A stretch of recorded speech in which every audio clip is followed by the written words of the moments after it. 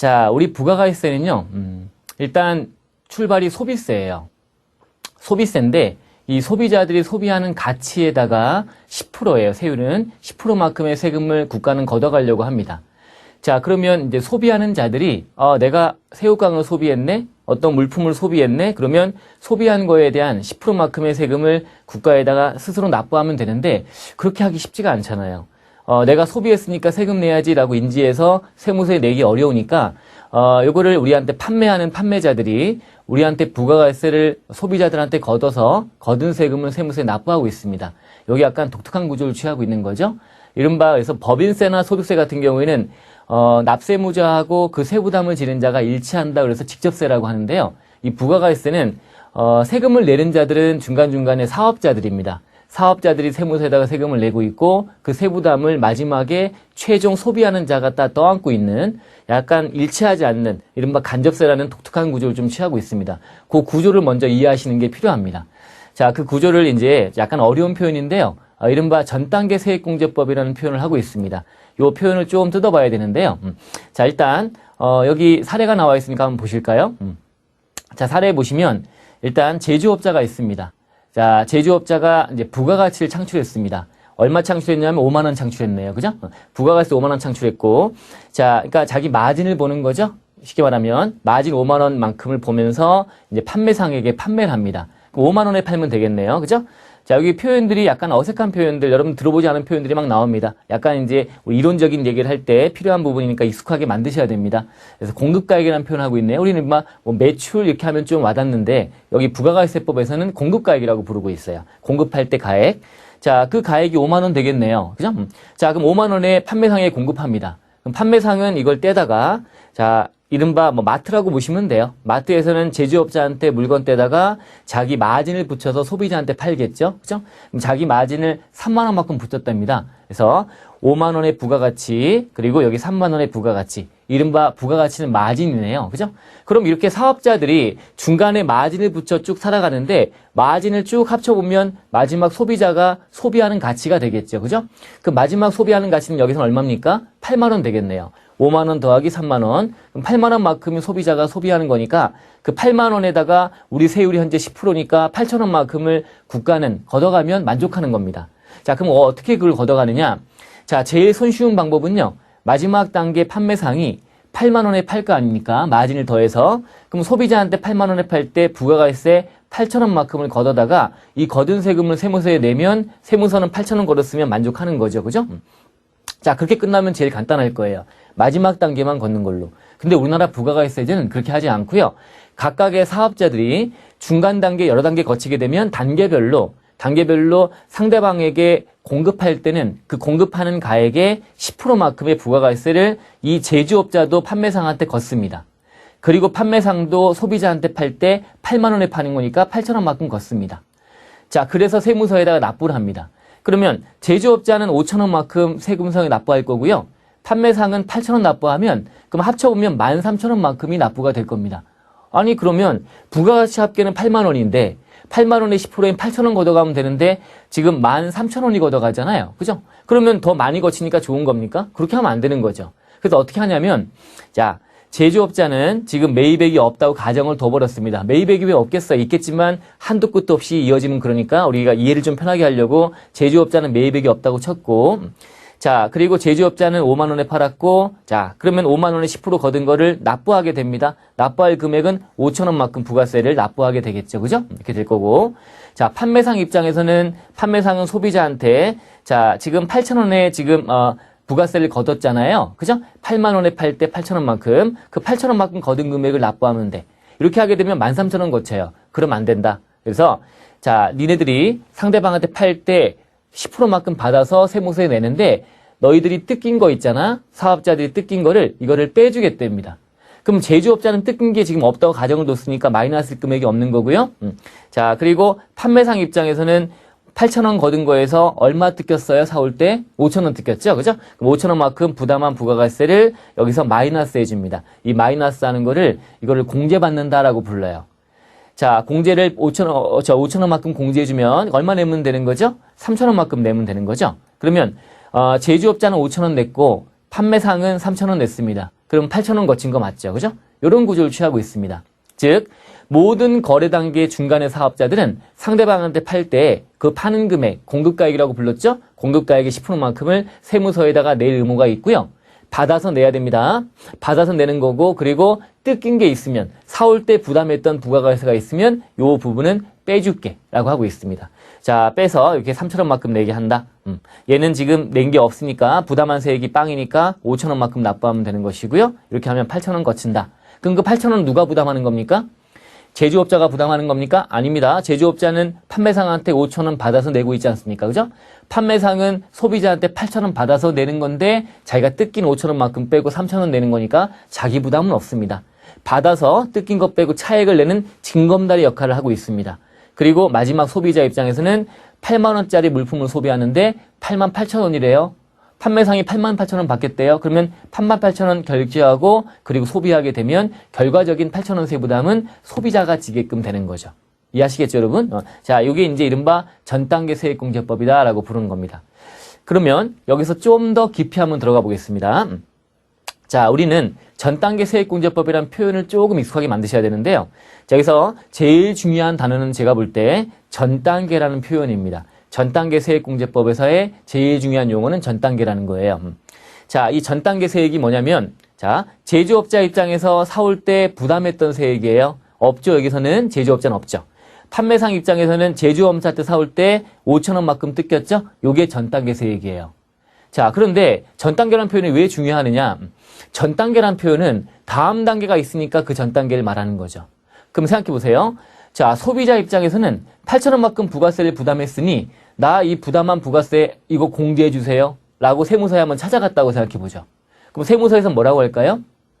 자, 소비자, 자, 당신은 다음 단계가 있습니까? 이렇게 물어볼 거예요. 이자는 지금 다음 단계가 없죠. 다음 이어지는 단계가 존재하지 않습니다. 그러면 다음 단계 없기 때문에 부가세 부담했던 10% 부담했던 8,000원만큼은 안 돌려줍니다. 당신은 다음 단계 없으니까 이른바 우리가 많이 알고 있는 최종 소비자가 되는 거다. 최종 소비자는 부담했던 금액을 돌려받지 못하고 자기가 부담하고 말아야 되는 세금이 되는 겁니다. 그래서 전단계 세액이다. 이게 되게 중요하다고 했습니다. 전단계 세액. 즉 다음 단계가 나와야 그 전 단계도 있는 것이고요. 다음 단계를 전제로 해서 전단계 세액을 공제받는다라고 이해하시면 돼요. 상당히 중요한 표현입니다. 그러면 좀 더 확장을 해보겠습니다. 여러분들 요거 많이 들어보셨죠? 여러분들 회사에서 그랜저 한 대 타고 다니는데 회사차예요. 그랜저에 기름 넣어요. 또는 그랜저를 사올 때. 그러면 그랜저를 사올 때나 아니면 그랜저에 기름 넣을 때나 그 가액들에는 부가가세가 부담되어 있습니다. 그 부가세 부담한 부분을 이거를 공제받겠다고 하면 공제해 줍니까 안 해줍니까? 공제 안 해준다. 많이 들어보셨을 거예요.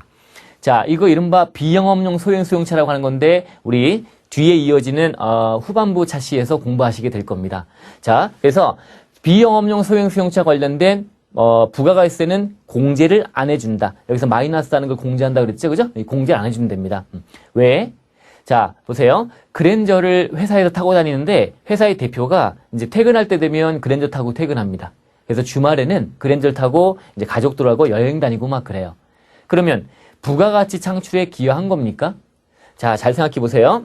자, 우리가 이제 부가가세 관련해서는 거래할 때 상대방한테 10% 받아낸다는 건 잘 이해하시는데 내가 부담했던 세액을 빼줄 때는 생계안서가 있거나 등등 하면 다 빼주는 줄 알아요. 자, 안 해줍니다. 안 해주는 것들도 많이 있습니다. 그 안 해주는 것들의 기본적인 베이스는 자, 다음 단계의 전 단계니? 라고 물어보는 거예요. 다음 단계가 뭐냐? 다음 단계가 매출이죠? 그 매출의 전 단계다. 여기서 보시면 이 판매상 입장에서는 매출이 8만 원이고 그에 대한 매입이 5만 원인 거잖아요. 그죠? 그러면 매출 8만 원 일으키기 위해서 5만 원만큼 매입이 필요 있고 그에 따라서 3만 원만큼 부가가치가 창출되고 있고 즉 이 부가가치 창출되는 여기에 기여하는 매입세액만 매입액 그 공급가액의 10% 부담했던 것만 공제해 주겠다라고 하고 있는 겁니다. 아시겠죠? 자, 그래서 다음 단계 전 단계 세액을 공제받는다는 얘기는 다시 말하면 부가가치 창출에 기여해야지만 공제해 준다. 근데 집에 차를 끌고 다니면서 가족과 여행 다니면 부가가치 창출에 기여하는 겁니까? 기여하지 않는 거죠. 그죠? 다음 단계 매출에 기여하지 않는 겁니다. 만약에 이자가 이 그랜저 타고 맨날 바이어만 만나고 다니고요. 사업활동에만 타고 다녀요. 그렇다면 당연히 매입세 공제, 즉 공제, 마이너스 공제해 주는 게 가능할지 몰라요. 근데 그걸 일일이 확인하기가 너무 어렵잖아요. 그래서 세법에서는 일률적으로 안 해준다라고 해버렸습니다. 또 마찬가지인 게 뭐냐면 접대비 관련 매입세액도 그래요. 접대비에 관련 매입세액도 역시 자, 내가 바이어 만나갖고 술 먹으면서 접대죠, 접대. 접대하면서 부가세 당연히 부담할 수 있지 않습니까? 그죠? 그러면 그거를 공제해 줄 거냐? 자, 공제 안 해주겠대요. 자, 얘는 지금 접대비라고 주장하고 있죠? 그럼 접대비는 당연히 다음 단계 매출 발생에 기여합니까? 안 합니까? 기여하죠. 기여하면 전 단계 세액이에요. 그러면 공제 받아야 돼요. 그런데 얘가 친구랑 술 먹을 수도 있지 않습니까? 그죠? 고객과 만나 술 먹은 게 아니라 친구랑 술 먹을 수도 있고요. 확인해 보기가 너무 어렵다는 거예요. 그래서 세법에서는 접대비에 관련된 매입세액도 공제 안 해줄 거야. 그럼 왜 안 해주세요? 라고 주장하는데 그거에 대해서 과세관청과 세법에서 뭐라고 얘기하는 거예요? 전 단계 세액이다 라는 거예요. 전 단계 세액이냐라고 물어보는 거죠. 다음 단계 매출 발생에 기여하는 매입이냐, 매출에 기여하는 매입이냐, 그놈만 공제해 주겠다라고 하는 건데 이거는 일일이 확인해 보기 어렵다. 두 가지 대표적인 거 실무에 많이 나오는 거예요. 접대비 관련 또는 비영업용 소형 수용차, 그랜저나 등등 더 구체적인 얘기는 나중에 들어보시고요. 이런 것들을 공제 안 해주는 기본적인 이유가 다음 단계 매출에 기여하지 않기 때문에 공제 안 해준다. 그런 논리로 가는 겁니다. 자, 상당히 중요한 내용들을 지금 말씀드린 거예요. 그래서 기초적인 얘기를 잘 다지고 들어가야 뒤쪽에 이어진 얘기들 잘 이해가 되니까.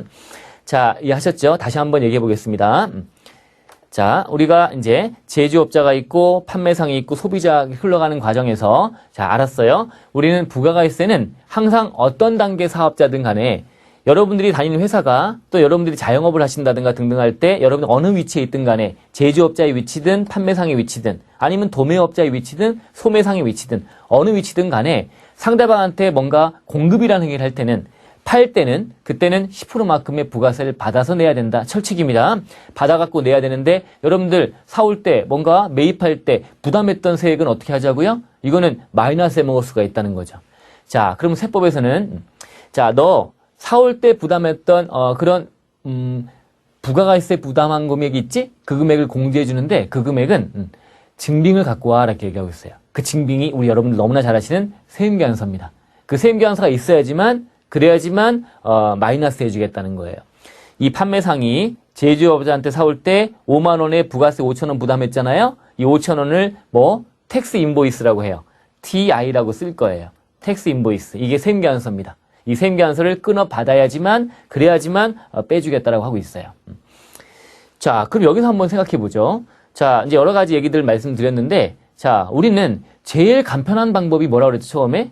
그냥 판매상아, 너 소비자한테 팔 때 8만 원에 팔지? 그러면 부가가세 10% 걷어서 내라. 그러면 8천 원 걷는 건 똑같습니다. 이 제조업자한테 5천 원 걷고 판매상에게 또 결과적으로 3천 원 걷고 하는 것보다 더 간편한 방법은 8천 원만큼 받고 뭐 마이너스 해준다 이런 거 없이 그냥 마지막 단계 팔 때 그때 10% 받으면 끝나는 걸로 가면 정말 해피할 거예요. 정말 편하고요. 그러나 우리나라는 어떻게 하고 있다고요? 모든 거래 단계에서는 팔 때 10% 받아서 내라. 팔 때 10% 받아내라. 그리고 뜯겼으면 세임계산서 가지고 오면 빼줄게라고 하는 구조를 취하고 있습니다. 왜 그럴까요?